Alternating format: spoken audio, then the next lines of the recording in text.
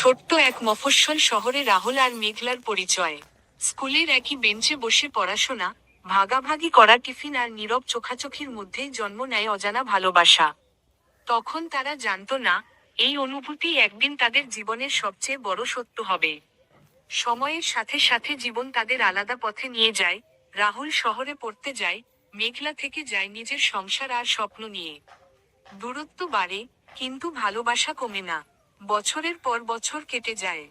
চিঠি, ফোন আর স্মৃতির ভাঁজে তারা বাঁচিয়ে রাখে ছোটবেলার প্রতিশ্রুতি। সমাজ, পরিবার, বাস্তবতার বাধা আসে বহুবার। তবু তারা হাল ছাড়ে না। কারণ তারা জানতো, ভালোবাসা মানে শুধু একসাথে থাকা নয়, একে অপরের পাশে দাঁড়ানো। অবশেষে একদিন সাহস করে তারা পরিবারের সামনে দাঁড়ায়। অনেক কথা, অনেক কান্না আর বোঝাপড়ার পর পরিবারও বুঝে যায়, এই ভালোবাসা স্বার্থের নয়, আত্মার।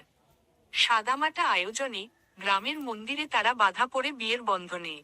হাত ধরাধরি করে তারা বুঝে নেয়, শৈশবের ভালোবাসা যদি বিশ্বাসে টিকে থাকে, তবে সেটাই হয় জীবনের সবচেয়ে সুন্দর বিয়ে।